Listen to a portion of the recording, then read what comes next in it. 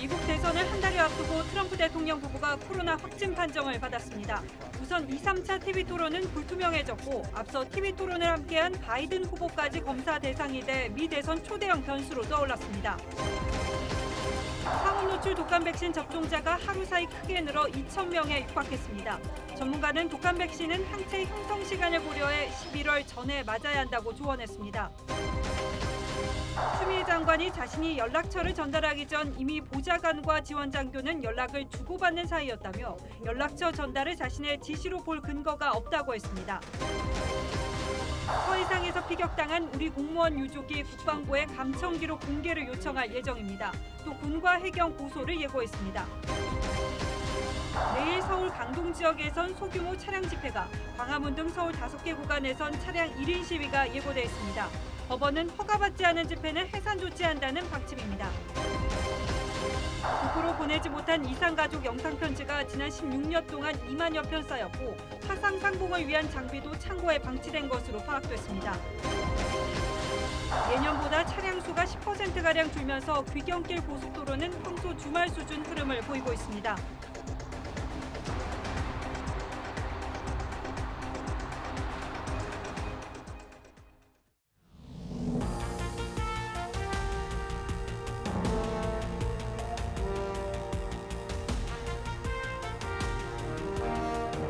여러분 안녕하십니까? 뉴스9의 신동욱입니다. 추석 특별 편성으로 어제에 이어 오늘도 뉴스9을 2시간 앞당겨 진행하게 됐습니다. 미국 대선이 이제 불과 한 달 남짓 남았는데 초대형 변수가 생겼습니다. 트럼프 대통령 부부가 코로나19 확진 판정을 받은 겁니다. 일단은 병원에 입원하지는 않고 백악관에 격리된 상태로 치료를 받을 예정인데 과연 대선 일정이 제대로 진행될 수 있을지부터 의문입니다. 뿐만 아니라 백악관이 사실상 마비될 가능성이 높아지면서 당분간은 전 세계가 트럼프의 건강 상태를 지켜볼 수밖에 없게 됐습니다. 미국 대통령의 건강 문제는 단순히 미국만의 문제가 아니기 때문입니다. 오늘은 이 뉴스를 집중적으로 먼저 살펴보고 잠시 뒤 전문가 의견도 직접 들어보도록 하겠습니다. 송지욱 기자가 첫 뉴스 보도하겠습니다. 최악의 토론으로 기록된 트럼프와 바이든의 첫 TV 토론. 바이든은 트럼프를 향해 코로나19 대응을 집요하게 따져 물었습니다. All the lies he's told you about the whole issue relating to COVID, that he knew this was happening, knew how dangerous it was going to be back in February, and he didn't even tell you. 토론 이틀이 지나 트럼프가 확진 판정을 받았습니다. 트럼프와 손을 잡고 퇴장했던 멜라니아도 감염됐습니다. 트럼프는 트위터에 자가격리와 회복 절차를 시작한다며 함께 이겨낼 것이라고 적었습니다. 트럼프는 핵심 참모인 힉스호프 보좌관이 1일 감염되면서 검사를 받고 자가격리 중이었습니다.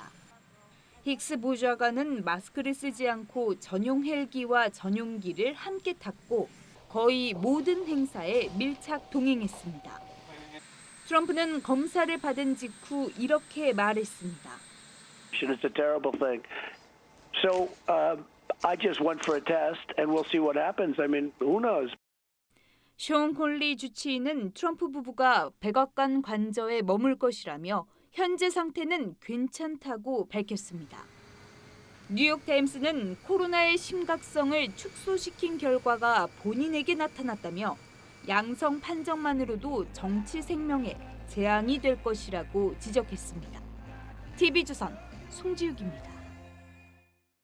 트럼프 대통령 선거 캠프는 사실상 모든 일정을 중단했습니다. 딸과 사위를 포함한 백악관 직원들 그리고 공화당의 주요 인사, 트럼프를 취재하는 언론사 기자들까지 전원 코로나 검사를 받아야 할 상황입니다. 이 가운데 몇 명이나 확진자가 더 나올지 예상하기 어려운 상황이고 며칠 전 함께 토론을 한 민주당의 바이든 후보 역시 위험한 상황이 됐습니다. 미국 대선이 총체적인 혼돈 상태로 빠져들고 있습니다. 이어서 유혜림 기자가 보도합니다. 트럼프 캠프는 내일로 예정됐던 플로리다주 샌포드 유세 일정을 취소했습니다. 트럼프의 확진 판정에 따른 당연한 조치이지만 선거운동을 언제까지 취소해야 할지 지금으로선 가늠할 수 없습니다. 확진자의 평균 회복 기간은 20여일 정도로 알려져 있습니다. 트럼프가 74살의 고령인데다 110kg의 비만인 점을 감안하면 이 기간이 훨씬 더 길어질 수 있습니다. 대선까지 회복이 안 될 수도 있다는 겁니다. The important thing is that he is in an age group that does carry risk for severe COVID. So this is very concerning. 트럼프가 슈퍼 전파자가 될 거란 우려도 나옵니다. 첫 TV 토론장에 호프익스 보좌관과 이동한 트럼프는 다음 날 마린원을 타고 미네소타 유세를 갔습니다. 그런데 이 마린원에 사위인 제러드 쿠슈너 보좌관, 스케비노 소셜미디어 국장, 루나 보좌관과 마스크를 착용하지 않고 함께 탔습니다. 백악관 직원들을 대상으로 전수조사도 진행될 전망입니다. So the entire staff who traveled with the president this week should be quarantining for 14 days. 각 방송국들은 트럼프를 취재한 기자들을 자가격리할 걸로 알려졌습니다. TV조선 유혜림입니다. 자, 이렇게 되면 현장 유세는 물론이고 앞으로 예정됐던 선거 일정들도 모두 무산될 수밖에 없습니다. 그래서 이대로 대선은 치러진다고 하더라도 패배한 쪽에서 선거 결과에 승복할지도 의문이죠. 뿐만 아니라 민주당의 바이든 후보까지 고령이어서 자칫하면 미국 사회가 극도의 혼란 속으로 빠져들 가능성을 배제하기 어렵습니다. 당장 미국 정치가 크게 흔들리는 모습입니다. 권은영 기자가 취재했습니다. 첫 TV 토론에서 바이든을 조롱했던 트럼프에게 이 말은 부메랑이 되어 돌아왔습니다. I mean, I have a mask right here. I put a mask on, when I think I need it. And he shows up with the biggest mask I've ever seen. 마스크를 쓰지 않고 설전을 벌인 바이든 후보와 토론을 진행한 크리스 월리스 앵커는 밀접 접촉자입니다. 특히 78살인 바이든은 고위험군입니다. 안심할 수만은 없습니다. 다음 주인 7일에는 부통령 TV 토론이 예정됐지만 트럼프의 밀접 접촉자인 마이크 펜스 부통령은 자가 격리를 해야 합니다. 오는 15일과 22일에 트럼프와 바이든의 2차와 3차 TV 토론이 예정돼 있습니다. 트럼프가 20일 이전에 완치 판정을 받고 다른 모든 캠프 관계자들도 음성으로 판정될 때에만 3차 토론이 가능합니다. TV 토론이 1차 한 번으로 끝날 수 있다는 겁니다. 워싱턴 포스트는 바이든을 추격하기 위해 속도를 올리는 와중에 벌어진 일이라고 평가했습니다. 표심에 큰 악재로 작용할 가능성이 높습니다. 경제가 우선이라며 봉쇄는 없다고 주장해왔던 트럼프가 확진되면서 런던의 S&P 500 12월물과 다우존스 나스닥 100의 선물지수, 일본 니케이 225 지수 등 주식시장은 일제히 하락했습니다. TV조선 권은영입니다. 자, 보신 것처럼 적어도 앞으로 2주일 동안은 트럼프 대통령을 포함한 미국 정치권의 모든 일정이 사실상 중단될 수밖에 없는 상황입니다. 이건 최선의 시나리오고 트럼프 대통령의 회복이 만약 늦어진다면 더 큰 혼란이 올 수 있습니다. 이런 일이 과거에 없었기 때문에 어떤 경우의 수가 있을지도 참 예상하기 어려운데 그래서 우정엽 세종연구소 미국 연구센터장을 급히 좀 불러서 직접 물어보도록 하겠습니다. 자, 우 센터장님 어서 오십시오. 네, 안녕하세요. 많이 놀랐죠? 네, 좀 특이한 상황이어서 놀랐습니다. 과거에 미국 대통령이 이런 감염병에 걸린 적은 제 기억에는 없었던 것 같아요. 다른 질병, 예를 들어 피부암이라든지 아니면 대장 내시경 이런 문제 때문에 대통령의 어떤 권한을 이양하는 상황은 있었지만은 감염병 문제가 직접 문제된 적은 없었습니다. 예, 그런 다른 병은 개인의 문제이기 때문에 상당히 예상이 쉽지만 이건 좀 어려운데, 자, 백악관은 일단 기능이 거의 마비된다고 봐야 됩니까? 이렇게 되면? 사실 지금까지도 백악관의 출근자 수를 제한하는 조치를 취하긴 했고 이미 재택근무하고 있었군요. 네, 그리고 모든 직원들에 대한 검사를 하긴 했는데 아마 이렇게 대통령이 직접 확진이 되었기 때문에 앞으로 당분간 정상적인 기능이 된다고 보기는 어려울 것 같습니다. 예, 자, 미국 대선은 항상 이제 11월 첫째 화요일에 치러져 오지 않았습니까? 이게 이제 항상 그렇게 되어 왔었는데, 자, 이렇게 되면 선거를 이번에만큼은 좀 미루자 이런 얘기가 나올 수 있을 때 이건 누가 결정을 합니까? 미국 하원에서 결정을 하게 됩니다. 그렇기 때문에 대통령이나 백악관이 원한다고 되는 것은 아니고요. 그리고 현재 하원은 민주당이 과반을 차지하기 때문에 만약에 바이든 후보 쪽에도 문제가 생긴다면 모를까 현재 상황에서 하원이 대선 일자를 조정해 줄 가능성은 좀 낮아 보입니다. 그런데 트럼프 대통령이 이거 특수 상황이니까 좀 연기하자 이렇게 하더라도 하원이 민주당이 다수당이기 때문에 연기를 받아들여줄 가능성은 낮다 이제 이렇게 전망을 하시는 거잖아요. 네, 그렇습니다. 그런데 사실 하원 입장에서도 이렇게 되면 만약에 트럼프 대통령이 후보 지위를 계속 유지하지 못한다면 새로운 후보도 뽑아야 되고 이제 이런 상황이 생기는데 마냥 이건 안 된다 이렇게 얘기할 수가 있을까요? 그러니까 미국 헌법상 1월 20일에 새로운 대통령이 취임을 하도록 되어 있습니다. 예. 그것은 이제 하원도 그 부분을 바꿀 수는 없기 때문에 1월 20일 전에 어떻게든 절차가 마무리되어야 하기 때문에 만약에 어떤 문제가 생겨서 날짜를 미루는 상황이 발생한다고 하더라도 그것을 뭐 몇 달 이렇게 미룰 수는 없는 것이죠. 왜냐하면 취임까지 2달밖에 선거일로부터 2달밖에 안 남은 상황이니까요. 자, 만약에 지금 이런 상태로 대선이 치러지면 지금까지는 물론 뭐 여론조사 기관마다 조금씩 차이가 있습니다만은 바이든이 뭐 좀 우세한 것 같다 이런 전망들이 지난 1차 토론 이후에 나왔는데 만약에 아무 요새 없이 대선이 치러지면 누가 더 불리하게 될까요? 이렇게 되면 지금 이제 트럼프 대통령이 오늘 취소된 일정을 보더라도 이제 플로리다나 뭐 이런 경합주들에 집중되어 있습니다. 왜냐하면 미국 대선은 뭐 플로리다, 위스콘신, 펜실베니아 이런 경합주가 이번에도 결정을 하게 되어 있는데 그래서 트럼프 대통령이 그 주들에 아주 집중적으로 유세 일정을 마련해 놨습니다. 그리고 또 하나 중요한 것은 이제 선거자금 모금인데 그 선거자금 모금 행사에 트럼프 대통령이 직접 모습을 보이는 것이 매우 중요했던 것이죠. 근데 이제 앞으로 적어도 2주간은 그런 행사를 하지 못한다는 것. 그리고 트럼프 대통령이 지금까지 바이든 후보를 왜 화상으로만 선거운동하냐, 직접 할 용기가 없냐, 뭐 이렇게 비난을 해왔었는데 본인도 뭐 상황이 허락한다면 화상으로 유세를 할 수밖에 없는 그런 상황이 된 것이 트럼프 대통령의 정치적으로 유리하다고 볼 수 없는 그런 상황이 되었다고 말할 수 있겠습니다. 트럼프 대통령에 좀 불리하게 작용할 것이다 당연히 이렇게 보시는 거고요. 자, 만약에 대통령의 어떤 비상 상황이 생기면 권력은 어떻게 승계가 됩니까, 미국은? 미국 헌법상 대통령, 부통령, 그다음에 이제 하원의장 이런 순으로 권력이 승계되게 되어 있습니다. 그러면 부통령은 이제 공화당의 펜스 부통령이고 만약에 펜스 부통령도 지금 밀접 접촉자이기 때문에 또 걸렸을 수도 있어서 만약에 둘 다 문제가 생기면 아주 뭐 최악의 시나리오지만 민주당으로 낸시 펠로시는 민주당 하원 의장은 민주당 소속 아닙니까? 그러면 민주당으로 권력이 넘어갈 수도 이론적으로는 있군요. 그럼 대통령과 부통령이 동시에 이제 직무가 불가능한 상황이 될 텐데 만약에 펜스 부통령까지 그런 상황이 올 가능성이 보인다면 대통령이 부통령은 교체를 할 수가 있습니다. 부통령을 교체를 해서 네, 그렇기 때문에 아마 건강에 문제 없는 사람으로 부통령을 교체를 해서 민주당인 하원 의장에게 권력이 대통령의 권한이 이양되는 것은 아마 미연에 좀 방지하려고 공화당 쪽에서 노력을 하지 않을까 생각이 됩니다. 자, 이게 뭐 지금 정치뿐 아니라 경제도 전 세계가 좀 많이 흔들릴 것 같고 이런 걱정이 되는데 자, 마지막으로 지금 딱 한 달 남았는데 전체적으로 이제 오늘 당장 일어난 일이기 때문에 다 전망하기 어렵습니다만 어떤 상황이 벌어질 것으로 보시는지요?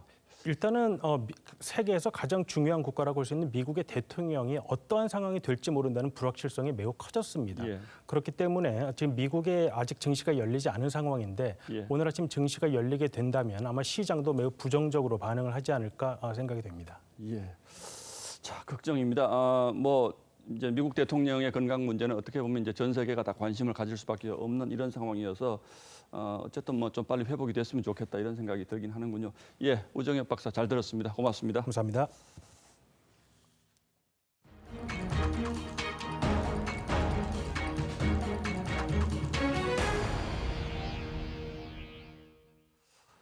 자, 이렇게 되면 당분간은 또 다시 코로나 문제가 전 세계적으로 큰 관심거리가 될 수밖에 없는 상황입니다. 국내에서도 코로나19 확진자가 63명 새로 나왔고 특히 인구가 밀집해 있는 수도권과 부산의 학교, 병원, 목욕탕 등에서 산발적인 감염이 이어지고 있습니다.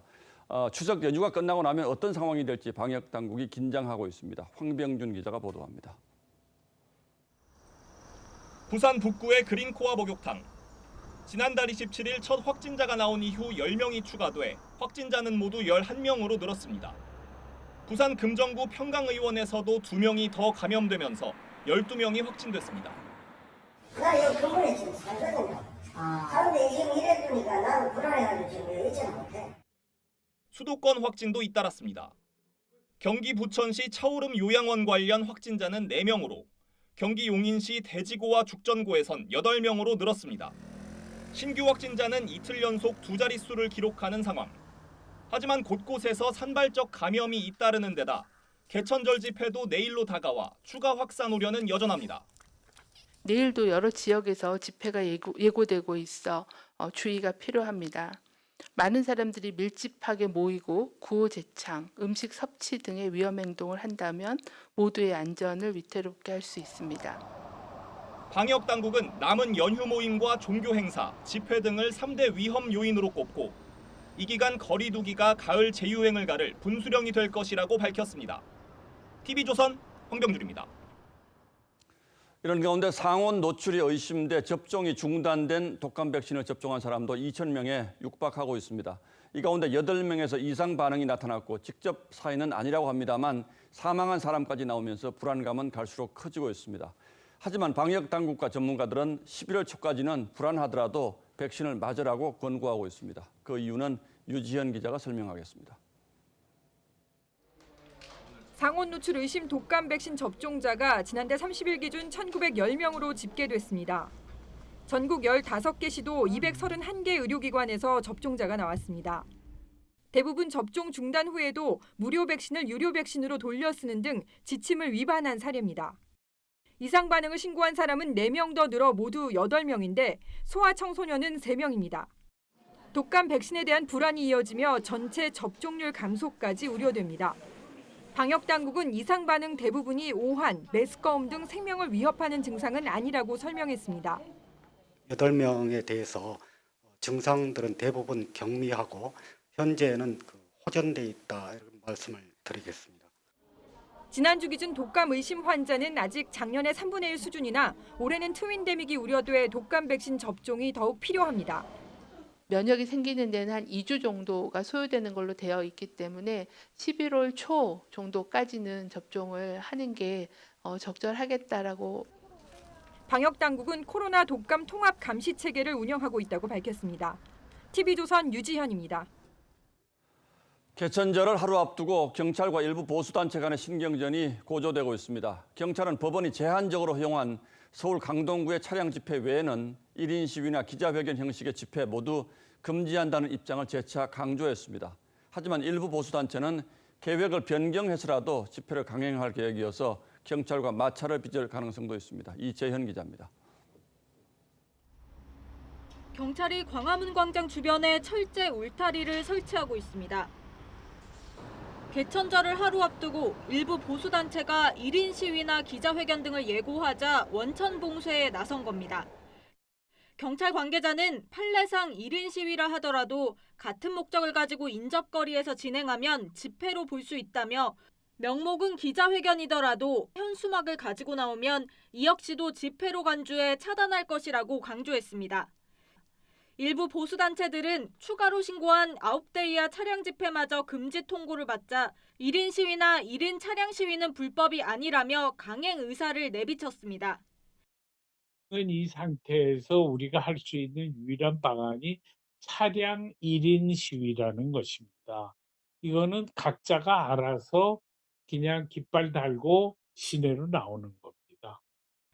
경찰은 법원이 강동 구민회관에서 강동 공영차고지까지 2시간 동안 제한적으로 허용한 서울 강동구 드라이브스루 집회 이외에는 모두 불허하겠다는 방침이어서 시내 곳곳에서 경찰과 일부 보수 성향 집회 참가자 간 마찰 우려도 제기됩니다. TV조선 이채연입니다. 당초 보수단체들은 개천절인 내일 대규모 반정부 시위를 예고한 바 있습니다. 하지만 정부가 코로나 확산을 막기 위해서 원천 봉쇄 방침을 밝히면서 일부 소규모 차량 시위만 가능해질 전망이죠. 이에 대해 여당이 다시 한번 엄정한 대응을 경찰에 주문했고 야당은 당 차원의 참여는 없다고 선을 그으면서도 집회 시위의 자유 위축을 우려한다는 반응을 냈습니다. 보도에 홍현주 기자입니다. 서울경찰청 기동본부를 찾은 이낙연 민주당 대표는 부인 이하 차량 집회를 허용한 법원의 판단을 언급하면서 불법 집회 땐 공권력이 살아있다는 것을 확신시켜달라고 당부했습니다. 법원의 판단으로 약간의 위험 요인이 생겼습니다. 합법이 아닌 어떠한 집회나 행위도 허용돼서는 안 된다는 것입니다. 판사 출신인 민주당 이수진 의원은 자신의 SNS에 작은 구멍 하나가 커다란 댐을 무너뜨릴 수 있다며 집회 참가자들이 법원 결정에 맹점을 파고들고 있다고 주장했습니다. 이 의원은 법원이 현실과 동떨어진 안일한 인식과 독자적 결정으로 방역 문제를 판단했다고 비판했습니다. 야당인 국민의힘은 화상의원총회를 열고 법원의 결정을 존중해야 한다고 입을 모았습니다. 정부 당국도 이 행정법원의 결정을 존중해야 할 것으로 생각합니다. 방역의 책임을 일부 단체에 돌리려고 하는 것이 정부의 의도로 보이고 주호영 원내대표는 집회 참여는 국민의 기본권이라면서도 당 차원에서 개천절 집회를 지지하거나 참여하지는 않을 것이라고 했습니다. TV조선 홍현주입니다. 예, 다음 뉴스입니다. 추미애 법무부 장관이 추석 연휴를 맞아 연일 아들의 군후가 특혜 의혹과 관련한 공세를 이어가고 있습니다. 오늘은 보좌관에게 부대 관계자 전화번호를 알려준 게 지시를 한 건 아니지 않느냐며 반박했습니다. 그동안은 보좌관에게 이런 사적인 일을 시킨 적이 없다고 주장해 왔는데 이게 사실이 아닌 것으로 드러나자 이번에는 지시한 것은 아니라고 논점을 바꾼 겁니다. 그러면서 이 문제를 제기한 야당과 언론이 사과하지 않으면 법적 조치를 하겠다고 다시 경고했습니다. 장윤정 기자가 보도합니다. 추미애 장관의 페이스북입니다. 검찰의 수사 발표 이후 불거진 거짓말 논란에 대해 보좌관과 지원장교가 연락을 주고받은 일주일 뒤에 지원장교 전화번호를 전달한 게 지시라고 볼 근거는 없다고 했습니다. 보좌관에게 아들 상사의 전화번호를 전달했지만 전화하라는 지시를 한 건 아니라는 겁니다. 그러면서 야당과 보수 언론은 거짓말 프레임으로 몰아가고 있다고 했습니다. 하지만 검찰의 수사 결과 발표 전까지 추 장관은 보좌관에게 전화 통화를 지시한 적도 보좌관에게 그런 사실을 시킨 바가 없습니다. 통화도 없었다고 했지만 보좌관이 뭐하러 그런 사적인 일에 지시를 받고 하겠습니까? 보좌관으로부터 처리 결과도 보고받았습니다. 추 장관은 또 아들의 병가와 연가는 누구나 보장받는 군인의 기본권이라면서 의혹을 제기한 야당과 일부 언론이 사과하지 않는다면 법적으로 대응할 것이라고도 했습니다. 이에 대해 국민의힘 주호영 원내대표는 적반하장이라고 꼬집었습니다. 추미애 장관의 후한 무치는 해도 너무합니다. 한마디로 추한 무치입니다. 그러면서 추 장관이 국민적 분노를 외면한 채 추석 연휴를 혼자서 다 망치고 있다고 비판했습니다. TV조선 장윤정입니다. 북한군의 총격으로 살해된 공무원 이 씨를 둘러싼 논란도 가라앉지 않고 있습니다. 정부는 사실상 자진 월북 시도로 단정 짓고 있는데 유가족들은 여전히 크게 반발하고 있죠. 군 당국이 감청 기록을 공개하지 않으면 정보 공개 소송을 제기하겠다고 밝혔습니다. 배상윤 기자가 취재했습니다. 군 당국과 해경의 자진 월북 판단 근거 가운데에는 군 감청 기록이 등장합니다. 피격 공무원의 친형 이래진 씨는 군 감청 기록도 믿기 어렵다고 반발했습니다. 신빙성이 있는 기록은 아니잖아요. 이미 자기네들이 경계 실패가 넘어가 있었지 않습니까? 그놈을 가지고 이제 첩보랍시고 지금 하지 않습니까? 이 씨는 월북의 판단 근거라는 군 감청 기록을 유족에게 공개하라고 요구했습니다. 이래진 씨는 군 당국이 공개를 거부하면 정보 공개 소송을 제기하겠다고도 말했습니다. 공개자료 요청을 좀 하려고 소송 가야 되는데 군은 아마 안 내놓을 수도 있을 거예요. 이래진 씨는 해경을 상대로도 법적 책임을 묻겠다고 밝혔습니다. 해경이 생존자가 아닌 부유물 등의 표류 예측을 적용했고 월북의 정황과 연관성을 찾지도 못한 동생의 1억 원대 채무를 3억 원대로 부풀려 발표했다고 반발했습니다. 해경에서도 중계방송 하듯이 빚이 3억 얼마라고 그랬지 않습니까? 근데 공식적인 인정한 빚은 1억 몇천밖에 되지 않아요. 군 당국은 유족의 감청 기록 공개 요구에 대해 검토하겠다는 원론적인 입장만 밝혔습니다. TV조선 배상윤입니다. 이런 가운데 한 대학생 단체가 피살 공무원 추모와 유해 송환을 촉구하며 온라인 추모 분향소를 만들었습니다. 그러자 개설 사흘 만에 3만 명이 넘는 시민들이 이 사이트를 찾아와서 헌화하고 정부의 대응을 비판하는 추모의 글을 남기기도 했습니다. 권영석 기자가 취재했습니다. 북한군에 피격돼 숨진 해양수산부 공무원 이모 씨를 위한 온라인 분향소입니다. 한 대학생 단체가 고인을 추모하며 진상규명을 촉구하기 위해 지난달 29일 만들었습니다. 죽음을 추모하고 이러기보다는 의심과 의문을 품고 자꾸 논란을 부추기는 상황 속에서 좀 순수하게 추모할 수 있는 자리가 필요하다고. 나흘 사이 온라인 분향소를 찾아 헌화한 네티즌만 3만 명이 넘습니다. 추모 공간을 찾은 네티즌이 남긴 글 가운데는 진실이 밝혀지길 바라겠다. 국민을 지키지 못하는 국가는 존재 가치를 상실했다는 내용도 있었습니다. 해당 대학생 단체는 온라인 분향소를 만든 당일 국민의 생명을 지키지 못했다며 문재인 대통령을 직무유기 혐의로 고발하기도 했습니다. 이 씨 유족은 정부가 이 씨를 구조하려는 노력을 다하지 않았다고 비판했습니다. 대한민국은 과연 무엇을 했는가? 우리 군이 목격했다는 그 6시간 동안에도 살리려는 노력과 그 어떤 수단은 사용되지 않았습니다. 해당 대학생 단체는 사건의 진상이 밝혀질 때까지 온라인 분향소 운영을 이어갈 방침입니다. TV조선 권영석입니다. 우리 측의 공동조사 요구에 북한은 여전히 묵묵부답입니다. 이런 가운데 김정은 국무위원장이 여동생 김여정을 대동한 채 강원도 수해복구 현장 시찰에 나섰습니다. 대남 사업을 총괄하는 김여정이 2달 만에 공개석상에 등장한 것인데 우리가 요구하는 공동조사를 북한이 사실상 거부한 것이라는 해석도 나오고 있습니다. 조덕현 기자입니다. 당 창건 75주년인 이달 10일까지를 수해 복구 시한으로 정한 김정은 국무위원장. 강원도 김학군 수해 복구 현장을 찾아 신축 주택 앞에서 활짝 웃고 있습니다. 올해는 정말 유리 없이 힘든 해이지만 투쟁하는 보람도 특별히 큰 위대한 승리의 해로 될 것이라고. 김 위원장 뒤로는 베이지색 트렌치 코트를 입은 김여정 노동당 제1부부장이 역시 미소를 머금은 채 서 있습니다. 김여정과 함께 김 위원장을 그림자 수행했던 조영원 조직지도부 부부장과 박정천 군 참모장 등도 동행했습니다. 김여정이 공개석상의 모습을 드러낸 건 지난 7월 말 노병대회 이후 2달여 만입니다. 대남 사업을 총괄하고 있는 김여정의 등장은 청와대가 2차례나 요구한 공동조사를 북한이 사실상 거부한 것이란 해석이 나옵니다. 노동당 창건 75주년 기념을 위한 준비로 봐야 하고 민간인 사살 사건은 이제 과거의 일로 묻고 가려는 모습으로.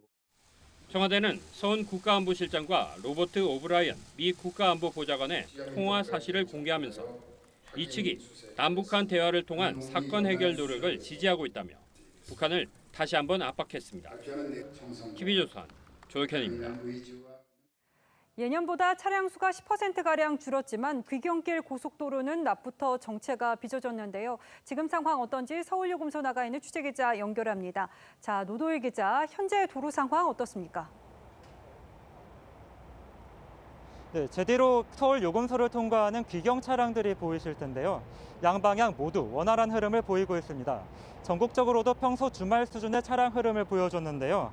하지만 오전 11시부터 귀경 차량이 몰리면서 오후 5시와 6시 사이 극심한 정체를 빚기도 했습니다. 고속도로 일부 구간에선 여전히 정체 현상을 빚고 있는데요.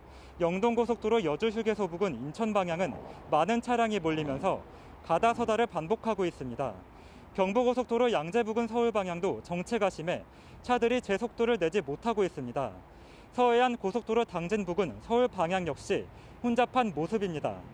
지금 부산에서 출발하면 서울까진 5시간, 광주에서 서울까진 3시간 50분, 강릉에서는 3시간, 대전에서는 2시간 20분 정도 걸릴 것으로 예상됩니다. 한국도로공사는 평소 주말 수준인 차량 412만 대가 전국 고속도로를 이용할 것으로 내다봤습니다. 고속도로 정체는 밤 9시 이후 해소될 것으로 예상됩니다. 지금까지 서울요금소에서 TV조선 노도일입니다. 사회적 거리두기 조치 속에 추석을 쇠다 보니까 비대면 선물 배송이 부쩍 늘었죠. 여기에 식당 포장 주문 일회용품까지 더해지면서 연휴 기간 주택가 쓰레기 선별장에는 때 아닌 흰 벽이 등장할 정도인데요. 어떤 상황인 건지 성일 기자가 전하겠습니다. 서울의 한 아파트 재활용품 분리수거장. 농산물을 담았던 스티로폼 박스가 수북합니다. 주차장 한쪽은 새하얀 벽이 됐습니다. 스티로폼 용기하고 그리고 그 선물 박스에 플라스틱하고 그 종이 그게 지금 일주일 폭발적으로 늘어났죠. 그거는. 재활용품이 모이는 서울의 한 쓰레기 선별장. 실내 선별장 안에서 숙달된 직원들이 쉴 틈 없이 작업을 합니다. 하지만 스티로폼의 양은 좀처럼 줄어들지 않습니다. 작업장 밖에도 한가득입니다. 코로나 여파로 배달 용기로 쓰이는 일회용 플라스틱 쓰레기가 늘어났는데 추석 선물 포장재까지 겹쳐 이처럼 쓰레기가 넘쳐납니다. 최근 재활용품 단가 하락으로 매매가 어려워지자 재활용품이 소각장이나 매립장으로 넘겨지기도 합니다. 그런데 지난달 기준으로 수도권 매립지에 폐기물을 반입하는 지자체 58곳 중 10곳은 이미 한계량을 넘었습니다. 추석 연휴 기간 재활용품 배출이 더 늘어나자 지자체들은 골머리를 앓고 있습니다. 평상시 대비해서 폐 스티로폼이 일 배출량이 1.5톤이었는데 지금 3톤 정도로 배 이상 늘어났습니다. 연말쯤이면 지자체 27곳을 추가로 재활용품을 매립장으로 보내지 못하게 될 것이라는 전망이 나옵니다. 지자체와 업체 등은 조만간 재활용품 수거 중단 사태가 닥칠 수도 있다며 플라스틱 등을 버릴 때는 반드시 압착해달라고 당부했습니다. TV조선 서영일입니다. 코로나로 올 추석은 온 가족이 한자리에 모이는 게 쉽지 않아 아쉬웠는데 이 안타까움을 매해 겪는 이산가족은 이 섭섭한 마음을 달래기 위해서 영상 편지를 남기기 시작했고 벌써 16년째 이어지고 있습니다. 어느새 쌓인 편지는 2만여 편이 됐습니다.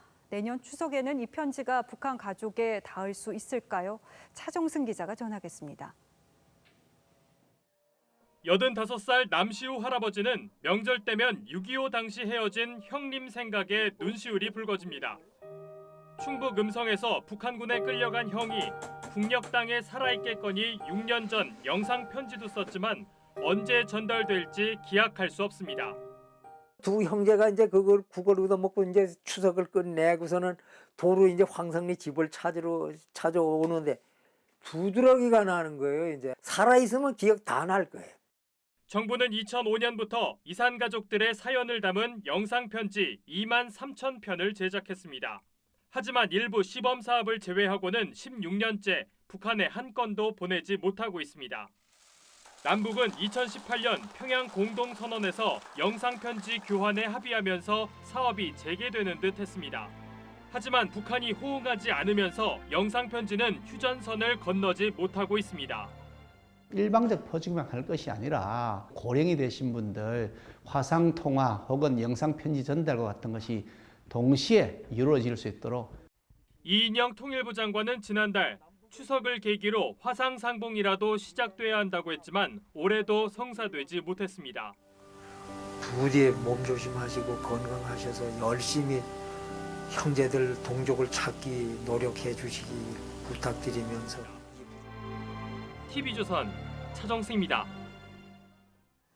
긴 장마와 여러 차례 태풍이 지난 탓에 과일과 채소가 금값인 건 시장 가보신 분들은 체감하셨을 텐데요.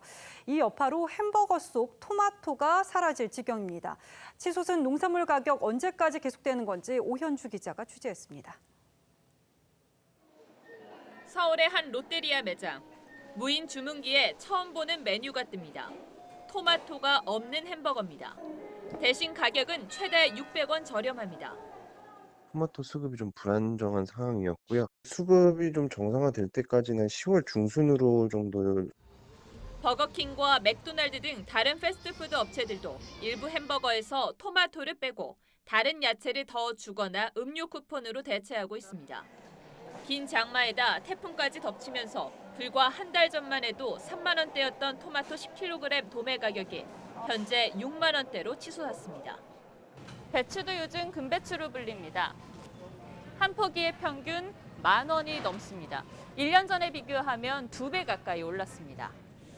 김장을 담으려고 하다 보니까 너무 배추값이 비싸서 실은 그냥 있는 김치 먹었습니다.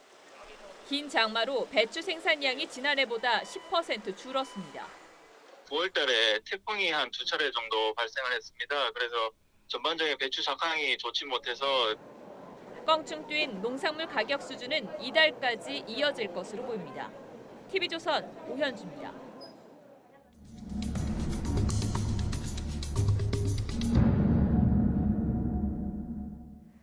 사회적 거리두기가 계속되면서 밀폐된 공간에서 장사를 하는 지하상가 상인의 타격은 상상 이상입니다. 저희가 찾은 한 점포의 경우 석 달 매출이 고작 7만 원이었고 점원이고 사장이고 할 것 없이 부업을 뛰는 게 다반사였습니다. 현장 추적 차순우 기자가 취재했습니다. 서울 명동 지하상가. 추석 대목이 코앞인데도 손님은 없고 곳곳의 상점에 불이 꺼졌습니다. 코로나19와 사회적 거리두기 여파로 손님이 줄어든 때문인데 이곳 지하상가 20곳 가운데 절반 이상이 코로나19로 인해 영업을 중단했습니다. 그나마 문을 연 곳도 개점 휴업 상태. 안경점 매출 전표를 살펴봤더니 7월부터 매출은 7만 원뿐이고 3월 이후 6개월 전체 매출도 149만 원이 전부입니다. 심하네. 저희 얼마나 왔어요? 620개 상가가 입점한 강남 고속버스 터미널 지하상가도 비슷한 상황. 30분을 지켜보는 동안 지나간 사람은 100여 명 남짓이고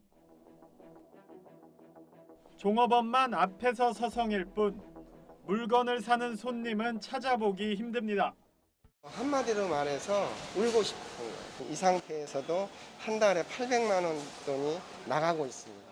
서울시가 관리하는 이들 지하도 공공상가 임대료와 관리비는 평균 월 200만 원가량.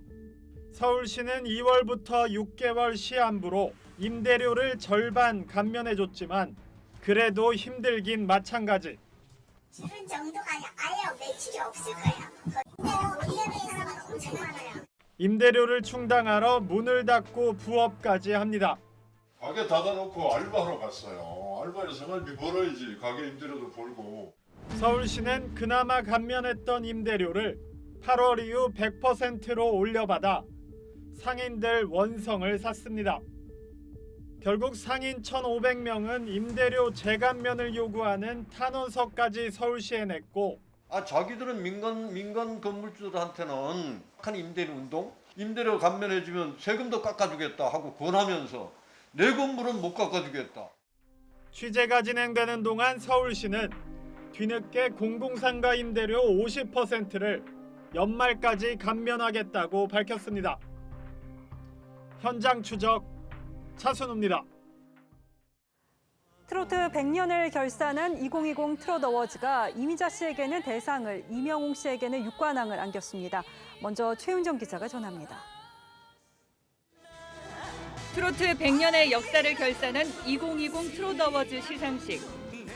이미자, 남진, 하춘화, 김수희 등 트로트의 전설들과 최근 새롭게 트롯 붐을 일으킨 미스터 트롯맨들까지 선후배들이 한자리에 모인 축제 자리였습니다.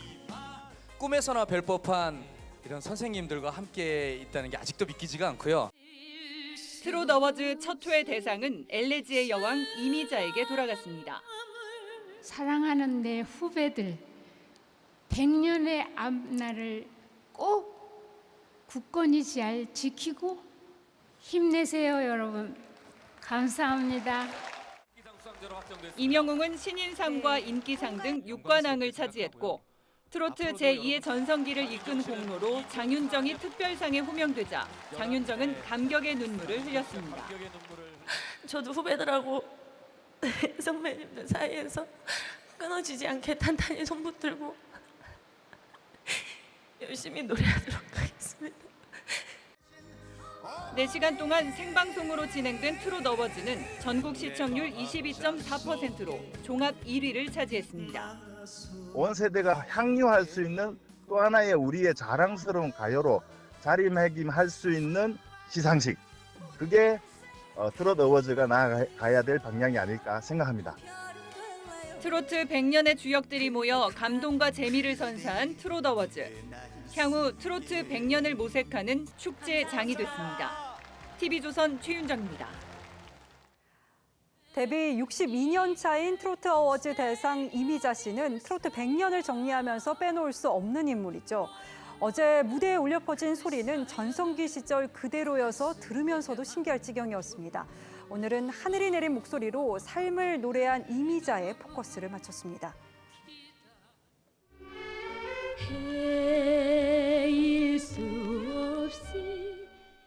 데뷔 5년 차 23세 사랑 노래는 어느덧 여든을 앞둔 인생 노래가 됐습니다. 헤일 수 없이 수많은 밤을 내 가슴 도려내는 아픔의 겨울. 악단의 반주가 오케스트라로 바뀌었을 뿐 62년 전 데뷔 때나 지금이나 청아한 목소리는 그대로입니다.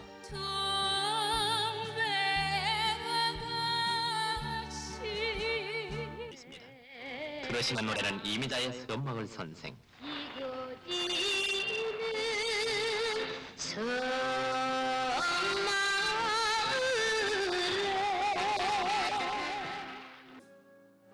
나 홀로 걷다가 뒤돌아보니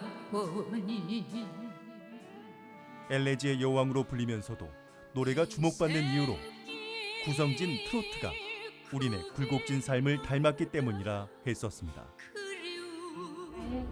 그 나라 잃은 서름, 그다음에 6.25 동만의 배고픔의 서름, 한많은 우리 한민족이라고 그러잖아요. 그 여자의 일생이라는 게 그래서 아마 크게 느껴지지 않았나 지금까지.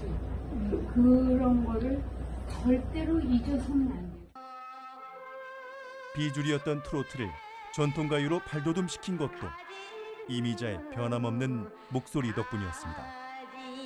그 당시에는 뭐 팝송이나 뭐 좀 이런 재즈나 뭐 좀 수준 높은 사람들은 다 이제 우리 노래는 자기가 좋아하면서도 그 당시에 바깥에서 좋아한다고 그러면 자기 수준이 이렇게 떨어진다는.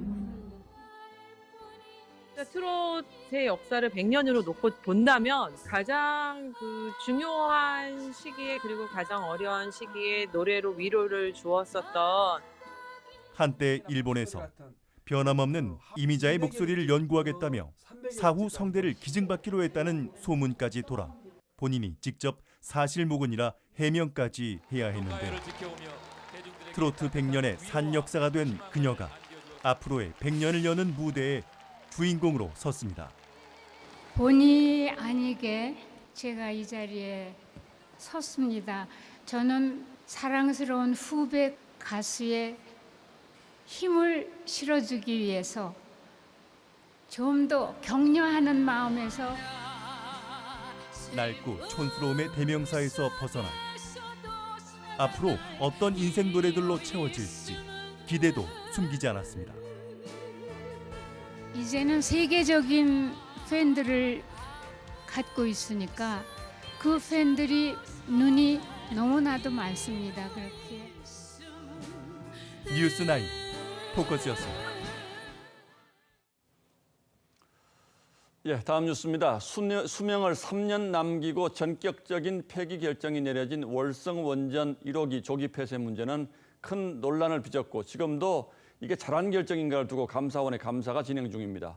그런데 이렇게 갑작스럽게 수명을 3년이나 줄인 영구 정지 결정이 내려진 탓에 미리 사둔 부품 178억 원어치가 그대로 폐기 처분될 위기에 처했다고 합니다. 임유진 기자의 단독 보도입니다.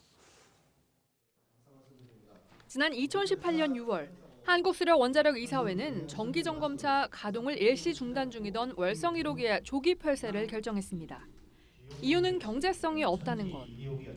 계속해서 운전을 하는 것이 경제성이 바람직하지 않기 때문에 저희가 조기 폐쇄를 결정을 하게 되었고요.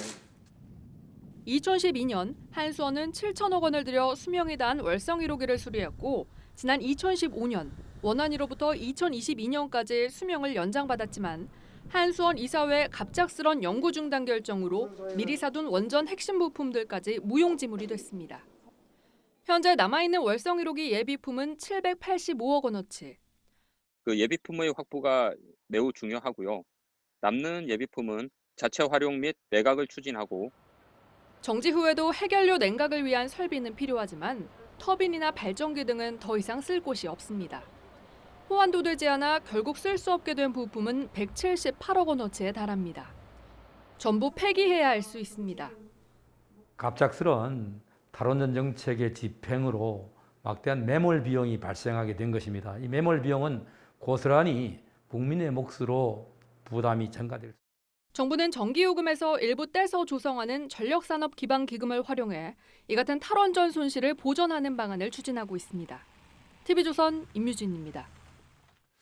자, 원전 관련 뉴스 하나 더 전하겠습니다. 앞서 보신 월성 1호기 조기 폐쇄와 함께 신한울 3, 4호기 건설도 백지화됐습니다. 그런데 산업부가 사업권자인 한국수력원자력 측의 의견도 듣지 않고 건설 중단을 밀어붙였다는 주장이 한수원 측에서 나왔습니다. 이 사업이 중단되면서 이미 들어갔는데 회수가 불가능한 이른바 매몰 비용이 7천억 원이나 발생했습니다. 박경준 기자의 단독 보도입니다. 신한울 3, 4호기 예정 부지에 잡초만이 무성합니다. 2017년 말 정부는 전력 수급 기본 계획에서 이 사업을 제외했고 이듬해 한수원은 7천억 원 매몰 비용을 감수하고 사업을 중단했습니다. 그 대신 불과 50km 떨어진 곳에 석탄 화력 2기 건설이 승인됐습니다. 지금 보면은 원전은 다른 정책에 의해서 다른 기준에 의해서 저희들이 적용. 그런데 신한울 3, 4호기 건설 중단 결정에 대해 한수원은 정부나 전문가와 협의한 적 없다고 국회에 밝혔습니다. 정부가 사업 주체와의 협의도 없이 일방적으로 백지화를 결정했다는 겁니다. 정부의 방침을 따라야 되기 때문에 정부와 국회에서 새로운 결정을 내려주신다면 하지만 산업부는 한수원의 의향을 토대로 전문가 논의를 거쳐 신한울 3, 4호기가 제외됐다고 국회에 답했습니다. 양측의 국회 답변이 엇갈리는 겁니다. 정부 기관들이 서로 책임을 떠넘기는 자체가 탈원전 정책이 얼마나 졸속으로 추진되었는지 입증하는 것입니다. 월성 1호기 폐쇄에 대한 감사원 감사 결과 발표가 코앞으로 다가온 가운데 신한울 건설 중단 과정에 대한 추가 감사 요구도 커질 전망입니다. TV조선 박경준입니다.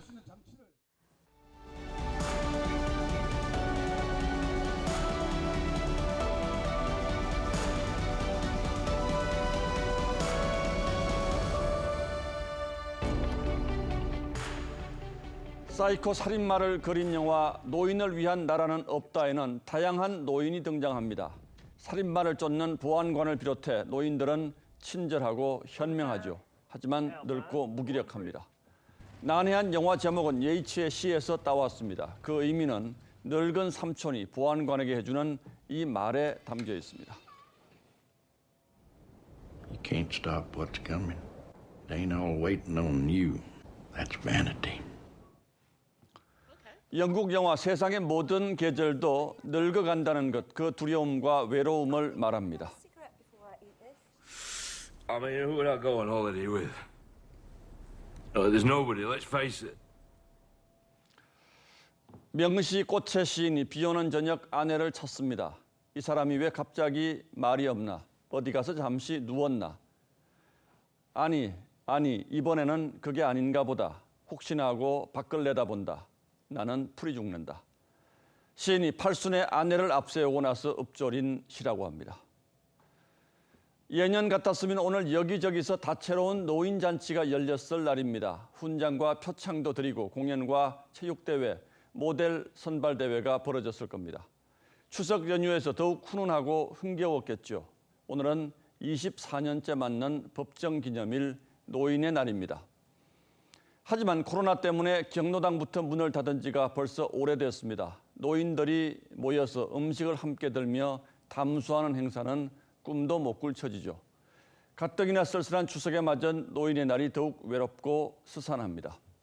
평소에도 노인들은 넷 중에 한 분이 혼자서 하루 세 끼를 든다고 합니다. 노인에게 가장 무서운 것은 몸보다 마음의 병, 외로움입니다. 자, 얼마 전 75살 영국 물리학자가 아내를 잃은 뒤 고문 같은 정막 속에 산다고 하소연하는 광고를 냈습니다. 그러자 이웃은 물론 세계 여러 나라에서 친구가 되고 싶다는 연락이 쏟아졌다고 합니다. 외로움 담당 장관까지 둔 영국 이런데 우리 주변에서는 또 얼마나 많은 노인이 외로움을 혼자 사귀고 있을까요? 영국의 철학자 프랜시스 베이컨이 말했죠. 주름살은 미소가 머물다 간 자리일 뿐이라고. 지금 우리 사는 곳은 과연 노인 얼굴에 미소가 피어오르는 나라인지 되묻게 되는 오늘 노인의 날입니다. 10월 2일 앵커의 시선은 누구나 늙어간다 였습니다.